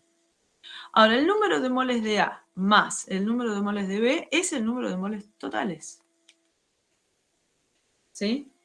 Entonces, nosotros sabemos que la fracción molar de A más la fracción molar de B siempre va a ser igual a 1. Porque el número de moles de A respecto al número de moles totales más el número de moles de B respecto al número de moles totales, esto tiene que ser igual a N de A más N de B. ¿Sí? Esto es igual al número de moles totales respecto del número de moles totales. ¿Ven? Esto es igual a 1. Siempre la suma de las fracciones molares tiene que dar 1. ¿Ya? Porque son fracciones. ¿Sí? Entonces, cuando una es 0, la otra es 1. ¿Sí? Cuando una es 0,5, la otra tiene que ser 0,5. Cuando una es 0,8, la otra es 0,2. O sea, siempre se complementa si es que hay dos componentes, ¿no? La suma de las fracciones molares. Entonces, fíjense cómo esta primera ecuación, que está acá arriba, la voy a escribir. ¿Dónde está mi lapicito? Acá. Si decimos que la presión total es P de A puro por XA, más P de B, allá, estos son más, ya. Borrador, más P de B puro por XB, ¿sí? Tengo P de A puro por XA más P de B puro, y en vez de escribir X de B, voy a poner 1 menos XA. Porque eso lo saco de acá arriba. Yo sé que XA más XB siempre tienen que dar 1, por lo que vimos acá, esta demostración muy básica que vimos. Entonces yo a X de B les puedo escribir como 1 menos paso restando hacia el otro lado X de A, ¿ven? Entonces en vez de escribir X de B acá, escribo 1 menos XA es igual a X de B. ¿Ven? Y lo que hago ahora es distributiva. Estoy tratando de llegar a la última. P de A por X de A más, ahora distribuyo P de B puro por 1 menos, ¿ven? P de B, esto es B, por X de A. ¿Lo ven? Y ahora saco factor común X de A. Presión me va a dar, ahora tengo 3 términos. 1, 2 y 3. El segundo término lo dejo adelante de todo porque es P de B puro. Y entre el primer y el tercer término saco factor común X de A. ¿Sí? Digo, esto es X de A y adelante me queda para el primer término P de A puro y en el tercer término es menos P de B puro. ¿Ven? Entonces, así también se puede escribir la presión total. ¿Cómo? La presión de uno de sus componentes más la diferencia entre las presiones de vapor de sus componentes puros multiplicado por la fracción molar de uno de ellos. ¿Sí? Acá tenemos algo para recordar que dice, ojo, estas son curvas de equilibrio que indican la composición de la fase líquida en el equilibrio. Y nos podemos hacer la pregunta, ¿cuál es el componente más volátil? A ver, volviendo a este. Esta es la presión de vapor de B puro, la que está acá. Porque acá tengo todo de B. Y esta es la presión de vapor de A puro, porque acá tengo todo de A. ¿Cuál es el más volátil? Alguien que lo sepa, mirando este gráfico.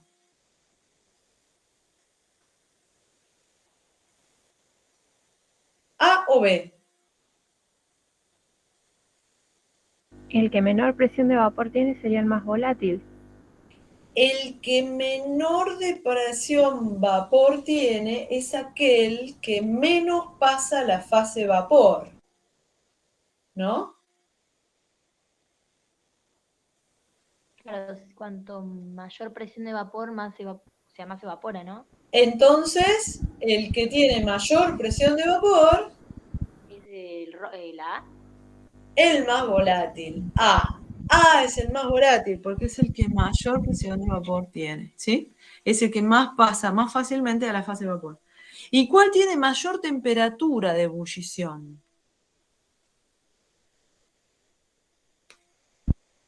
A ver, pensemos. El B porque se ve que abajo siempre tiene 2 puntitos más que el otro. Muy bien. Si A es el más volátil, es el que más fácilmente va a pasar a la fase vapor, ¿no? Por lo tanto, es el que más rápidamente va a llegar cuando yo empiezo a calentar a la fase vapor. B es el que más va a costar, ¿no es cierto? Claro. Entonces, B, que tiene menor presión de vapor, es el que va a tener mayor temperatura de ebullición, porque es el que le va a costar más llegar a ebullir. ¿Queda claro eso? Sí, profe. ¿Sí? Muy bien, seguimos adelante. Y entonces acá empiezan a aparecer curvas que tienen mayor utilidad que las de recién. Aquí tenemos un gráfico a temperatura constante, como el de recién, donde le faltan esta es Dalton, y le faltan dibujar las curvas de Raoult acá, ¿no? Pero es el mismo gráfico que antes. ¿Sí? Aquí tendríamos líquido y por debajo tendríamos vapor. A presiones más altas que la del equilibrio tenemos líquido, por debajo tenemos a las soluciones como en su estado de vapor. Si disminuye entonces la presión a temperatura constante, se pasa de la fase líquida a la fase vapor. Si nosotros agarramos este punto, que es una dada presión para una dada composición, ¿sí? Para esta solución, nosotros empezamos a bajar la presión, bajamos la presión, esta solución que está en estado líquido, si pasamos la curva de equilibrio, la vamos a tener en forma gaseosa. ¿Entienden? Y al revés, si nosotros estábamos a esta concentración, una fase vapor, y aumentamos la presión, al pasar la curva de equilibrio, la tendríamos en estado líquido. ¿Sí? Y fíjense, acá tenemos también otro gráfico Estas se llaman curvas del vapor. Tenemos también temperatura constante, importante, a una dada temperatura, ¿sí? Esta que está punteada sería la línea similar a esta, la que une Dalton entre el componente 1 y 2, que en este caso es 1 y 2, o A y B, ¿sí? El componente 1 tiene mayor presión de vapor, ¿ven? Por lo tanto es el más volátil, el componente 1 es el más volátil. Si es el más volátil se va a cumplir esto que está acá. La fracción molar en el vapor va a ser mayor que la fracción molar en el líquido. Acá comparamos la Y con la X, las fracciones molares en el vapor que en el líquido. ¿Ven? Entonces nosotros podemos interpretar estos gráficos de esta manera.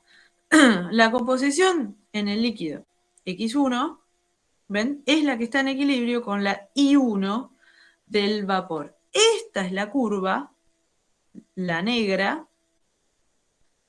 Esta es la curva que le corresponde al vapor. O sea, es la presión en función de las fracciones molares en el vapor.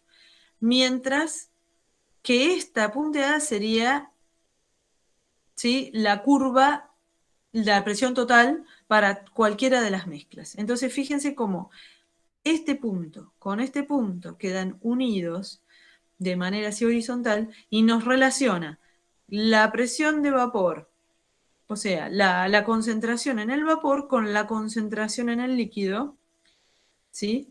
Por ejemplo, para esta concentración en el líquido tenemos que subir a la curva hasta acá, desplazarnos a la curva de vapor y entonces obtener de este valor la fracción molar en el vapor. Eso lo podemos hacer para cada concentración. Por ejemplo, si lo hacen para este X2 o X3, 4, 5 para otros, pues este es el componente 1, pero vamos a poner prima. Para X', para otra composición, nosotros, para saber cuál es la presión de la fracción molar en el vapor, subimos, ¿sí? Interceptamos esta otra curva, que es la curva del vapor en función de las fracciones molares en el vapor, y tendríamos I'. O sea, X' relacionado con I'. ¿Sí? Y X1 con I1 para otro caso. Y así para cualquier caso. ¿Alguna pregunta de esto? O sea, la deducción. A ver, lo que pasa es que esto van a tener que aceptarlo así porque para llegar a entender de dónde viene esto hay que hacer un poco más de matemática, así que no la estamos haciendo ahora. La curva negra es la curva del vapor en función de las fracciones molares en el vapor, mientras que la punteada es la curva de la presión en función de las fracciones molares en el líquido. Por eso es que ambas se vinculan y me dan el par XY de fracciones molares en el líquido y en el vapor. ¿Se entiende? ¿Se entiende más o menos? Sí. Joya. Seguimos adelante. Profe, una Sí, pregunta. ¿Y para qué sirve ver la relación? Para hacer todo tipo de cálculos. Todo tipo de cálculos. Un ejemplo concreto es la guía de problemas donde se les plantean un montón de problemas. Yo quiero saber esto, quiero saber lo otro, cuánto habría de esto, cuánto habría de lo otro. Hay miles de cosas que se pueden sacar de estos gráficos. O sea, lo que les estoy diciendo es de dónde viene esto, qué significa todo esto. La aplicación la van a encontrar en los problemas y a raíz de eso se les van a ocurrir un montón de preguntas. Esto para lo que quieran. Esto es el cálculo que se puede hacer para conocer las propiedades de cualquier sistema que forma los sistemas que forman las soluciones. Y las soluciones están presentes en nuestras vidas y en la naturaleza en todos lados. El mar es una solución, un lago es una solución, el interior de una célula es una solución. O sea, hay soluciones para donde quieran mirar, hay soluciones. Es más, siempre van a haber soluciones y muy rara vez van a encontrar un componente puro líquido. Es más difícil eso que una solución. Entonces las soluciones se convierten en un sistema físico-químico muy interesante, muy importante de estudiar y de conocer. esto es uno de los aspectos clásicos que caracterizan a las soluciones para entender todo tipo de comportamiento que te puedas imaginar. Como ya te di ejemplos, desde el mar hasta una célula y lo que quieras, ¿me entendés? Sí, La sí. transpiración, una gota de transpiración es una solución, o sea, medicina, para lo que quieras. Las soluciones son importantísimas en todos los aspectos de las ciencias naturales. Sí, para darte así una respuesta rápida, porque no sé, de esto podemos hablar horas y horas y horas. Pero más o menos, ¿queda? Sí, gracias, profe. Bien, joya. Seguimos adelante. Este es el mismo gráfico y acá tenemos todo junto. La curva... acá está. La curva azul... ¿Dónde está? Acá está. La curva azul es la presión de vapor del tolueno. Porque aquí, de este lado, tenemos benceno puro y de este lado tenemos tolueno puro. Entonces, este 28,4 es la presión de vapor del tolueno puro. Con su Raúl, que va desde 0 a esto. La rosita es la presión de vapor del benceno, porque va desde 0, aquí, hasta 1. Y yo estoy tapando con esto, y dice 95,1. Voy a correr esto. 95,1 sería la presión de vapor del benceno puro. Después tenemos en línea punteada la presión de vapor total y composición del líquido, o sea, la curva de presiones en función de las fracciones molares en el líquido. Y la verde, que sería la composición del vapor, o sea, la presión en función de las composiciones en el vapor. Esta, entre la recta y entre la punteada y la verde, se pueden trazar esos segmentos que vimos recién, que me vinculan las fracciones molares en el líquido con el gas. Todo esto muy importante resaltado aquí, que es a temperatura constante.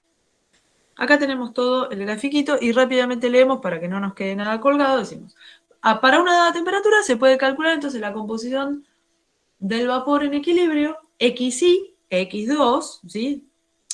Perdón, X, sí, dije, I1 e I2, esto es fracción molar del componente 1 y del componente 2, que en este caso es tolueno y benceno, con una solución en la cual las concentraciones en los líquidas serían X1 y X2, ¿sí? De la línea que une los puntos X y se denomina línea de equilibrio. ¿Sí? Entonces, imagine que establece una serie de líneas de equilibrio a través del intervalo de composición. Entonces, los extremos del vapor de estas líneas de equilibrio pueden unirse para formar la curva verde, ¿sí? Que es la del, que está en la figura, que es la que dijimos que era la del vapor. A partir entonces de la situación relativa de las curvas de líquido y vapor, puede verse que para soluciones ideales de dos componentes siempre ocurre lo que está acá en rojo. La fase vapor... Ay, ¿dónde está? ¿Dónde está? ¿Dónde está mi lápiz? Acá está. La fase vapor es más rica que la fase líquida en el componente más volátil. Esto tiene una lógica por detrás, obviamente. Si hay uno de los componentes que es más volátil, por supuesto, va a ser el que cope la fase vapor. ¿Está bien? Eso cae de maduro. ¿En qué proporción? Hay que resolver las cuentas, pero cualitativamente va a ser así. Y acá les dejo el ejemplo, porque si nos ponemos a resolver este ejemplo ahora, no terminamos más. Y esto es un clásico ejemplo de... está solucionado. Uy, ya. Está solucionado, está escrito, clásico ejemplo de la guía. Así que lo paso directo, pero se los dejo, no quise sacar esta filmina, como para que lo puedan hacer y puedan ver cómo era la resolución. Acá aplicamos Raúl, Dalton, muy sencillamente, ¿sí? Pero no quiero terminar la clase sin volver sin decirle estas cositas. Entonces, repensando el ejemplo anterior, vemos que los moles de benceno constituyen solo el 33% de los moles de la solución líquida, respecto de los resultados que hicimos en la filmina anterior, que no los hicimos, pero ya los teníamos, ¿no? A ver, acá tenemos que los moles de B era 0,63, ¿no? Esto ya sabemos que siempre las fracciones molares, tanto para el líquido como para el gas, van entre 0 y 1. Y la fracción molar para el benceno y para el tolueno, ¿no? Son 0,3 a 0,6 y 0,3. Una está en el 37% y la otra 63%. ¿Sí? Una es el 33% de los moles y otra el 63%. ¿Sí? Entonces, el vapor es más rico en benceno. Eso lo vimos, se ve en el resultado anterior. Porque el benceno es el componente más volátil. Siempre el vapor, volvemos a repetir, es más rico que el líquido en el componente más volátil. Este es un ejemplo. Acá tienen, si este es el puro en negro y este es el puro en rojo, ¿no? El rojo, como ven, es más volátil. Este es más volátil. Ven que hay más en el vapor que en el negro. Cuando los mezclamos, que es la situación del medio, si este era más volátil, es lógico que en la fase vapor haya más de los rojos que de los negros. ¿Está bien? Seguimos. Ese era un... Y acá, como ya lo hablamos en la primera filmina, nos tomamos el trabajo de hablar un poquito, quería dejarles estas filminas donde tienen un esquema un poquito más, ¿ven? No tan caricaturesco como el primero, donde tienen acá el detalle de lo que ocurre en una destilación. La separación de sustancias volátiles que puede hacerse, ¿se acuerdan que yo les dije? Había dos tipos de destilación, la simple y la fraccionada. Son idénticas, lo único que en la fraccionada se incorpora lo que está acá, una columna de fraccionamiento. La columna de fraccionamiento, ¿sí? Es un equipito, es muy sencillo. Es una columna de vidrio donde adentro tiene como a ver, lengüetas, ¿no? Lo voy a dibujar acá, sí, como lengüetas así de vidrio. Entonces los vapores pueden ir pasando por entre las lengüetas. Estas lengüetas están, cada vez que vamos más arriba en la columna, cada vez más frías. Entonces estos vapores van condensando en gotitas sobre las lengüetas.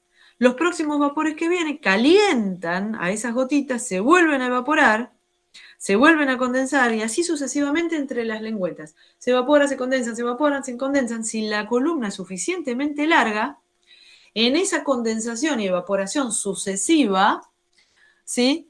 El vapor se va enriqueciendo cada vez más del componente más volátil, como vimos recién. Por eso es que al final de la columna de fraccionamiento o al final de la destilación va a salir el componente más volátil. Si tenemos una columna de fraccionamiento va a salir el más volátil puro. ¿Entienden? Porque va a haber una cascada sucesiva de evaporaciones y condensaciones en donde se va enriqueciendo sucesivamente esos vapores en el más volátil. ¿Sí? Y eso se ve también en estos gráficos que están hechos, a diferencia de los anteriores, donde yo remarqué todo el tiempo a temperatura constante. Estos gráficos son los mismos que antes, pero a presión constante. Cuando los gráficos se grafican a presión constante, en vez de tener rectas, vamos a tener curvas. Esto es una cuestión matemática de las ecuaciones. Es simple, pero no es simple de hacerlo en el papel, pero no se ve rápidamente con los ojos. Créanme, cuando uno transforma los gráficos matemáticamente a presión constante y grafica temperatura en función de la composición o la fracción molar, le quedan estas curvas. Y aquí es donde uno se maneja para ver qué pasa con la destilación. Uno arranca, ¿ven? Con una composición 50 y 50, ¿sí? ¿Sí? En un líquido aumenta su temperatura, sube, ¿ven? Aumenta la temperatura, pero le pone calor acá abajo, tiene un mecherito, aumenta la temperatura, ¿sí? Y cuando llega a este punto de equilibrio, ¿sí? Se transforma en vapor. Este es el segmento que me conectaba el líquido con el vapor, ¿ven? AB. Estos vapores condensan en el punto C, ¿sí? Este vapor condensa. Esta gotita tiene un equilibrio con este otro punto D. Todos los segmentos paralelos que habíamos visto antes, lo único que a presión constante. ¿Sí? Esta gotita tiene ahora un equilibrio con estos vapores D. Estos vapores D, fíjense, vuelven a condensar aquí en el punto E, y el punto E ya tiene una composición de 96% en A, comparado a la a la composición inicial, que era 50%, ¿entienden? A medida que nosotros hacemos estos escalones de evaporar y condensar, si seguimos, terminamos sacando 100% de A puro. ¿Lo ven? Si sacamos A puro por acá arriba, en el balón nos va a quedar B puro. ¿Sí? Va a salir el más volátil por arriba de la columna de fraccionamiento y va a quedar el menos volátil en el balón. Y de esta forma, por destilación fraccionada, habremos separado A y B, que formaban una solución muy homogénea, muy difícil de separar si no era por este método. ¿Queda claro? ¿Más o menos? ¿Se entiende? Recomiendo que los 3 minutos por día tal vez se lo dediquen a este tema, ¿eh? Bueno, acá tienen este dibujito, si bien es un dibujo, es mucho más realista que el del título de la filmina, ¿no? Ven que yo les decía, el tubo refrigerante tiene que ir así, medio acostado, ¿ven? Siempre con un ángulo para que rueden las gotitas y caigan acá. Esta sería la columna de fraccionamiento. Este es un cabezal donde se pone el termómetro. Ven que el termómetro va acá, no como en el primer dibujito que vimos. Pero bueno, el primero ya dijimos, era como introductorio. Este dibujo es más real. Así es como debe construirse un equipo de destilación fraccionada. Este es el balón. ¿Dónde está? Acá, este es el balón original, con la solución a separar. Esto es una manta calefactora, ven que no hay un mechero. Clásicamente se usan mantas calefactoras más que mechero, porque el calentamiento es más homogéneo que con la llama del fuego. Entonces se producen menos burbujas, hay menos riesgo de roturas y de explosiones, de accidentes. Básicamente tiene que ver con eso. Entonces uno calienta la mezcla, se evaporan, los vapores entran en la columna de fraccionamiento, donde sucesivamente se producen estos fenómenos de evaporación, condensación, hasta que los vapores ya puros del componente más volátil salen y entran en el tubo refrigerante. Cuando entran en el tubo refrigerante, condensan y uno obtiene el componente más volátil puro aquí. En el balón aquí abajo va a quedar el menos volátil también puro. ¿Sí? Sí. Y todas estas cosas que están acá se llaman pie de hierro. Esto lo van a ver ahora cuando hagan laboratorio. Son tal cual, así están en el laboratorio. Es un pie pesado, con una varilla y una nuez de hierro para agarrar todas estas cosas, ¿no? Los materiales de vidrio. Este es otro pie, ven que acá hay otro pie de vidrio, otro pie de hierro, nueces y agarraderas. Estas son agarraderas. Ya les voy diciendo estos nombres para que cuando vayan al laboratorio lo tengan un poco más, ya lo hayan escuchado alguna vez. Esa es la intención de... Y bueno, acá me preguntaban aplicaciones. Bueno, una de las miles de aplicaciones es el petróleo, ¿no? El petróleo es una solución de muchos compuestos orgánicos, muchos, y se obtiene la nafta, que también es una solución, pero bueno, es parte de toda la mezcla infame que trae el petróleo, se obtiene también por destilación. Acá tienen fracciones de destilado a intervalos diferentes de temperaturas. Son, por ejemplo, ¿ven? La nafta se obtiene entre 30 y 200 grados, salen naftas. La nafta también es una mezcla de distintos productos, pero mucho más, son menos productos que el petróleo, ya es el zumo, es todo un montón, miles de cosas mezcladas. Entonces, a distintas temperaturas van saliendo distintas mezclas. El gas natural, ya como gas, se obtiene a estas temperaturas. El querosén es otra mezcla que se obtiene entre 180 y 325. ¿Sí? Después el diésel. ¿Sí? El asfalto, al final, es el residuo que queda medio sólido, gomoso del petróleo. O sea, con el petróleo crudo, destilándolo, ven que acá tienen, esto sería una foto de lejos, pero dentro de estas columnas están el equipo que vimos recién, esquemáticamente, la columna de fraccionamiento, los refrigerantes y los distintos, esto obviamente no es de vidrio, es metálico, que tiene, por seguridad, digamos, por las temperaturas con las que se trabaja y por la toxicidad de las cosas, o el petróleo y todos sus componentes son muy tóxicos. Tiene sistemas de seguridad y además se hace a gran escala. Una cosa es hacerlo en el laboratorio con un poquito de solución y otra cosa es hacer una destilación de toneladas de petróleo. Entonces, bueno, por eso es que se usan materiales metálicos. Esta es una de las aplicaciones. Y no me quería ir, paren porque tengo varias. ¡Ay! Bueno, paren. porque esto es sencillo, pero se los quería dejar dicho, si no la clase que viene retomamos de acá. ¿Qué pasa cuando una solución es no ideal? No digo nada. Vamos a seguir acá la clase que viene, ¿sí? Porque yo ya me tengo que meter en otra clase donde me están esperando. Acuérdense, entonces el miércoles arrancamos acá en soluciones no ideales, ¿sí? ¿Qué pasa cuando la solución es no ideal? Y vemos en esta filmina, ¿sí? Gracias. ¿Me siguieron?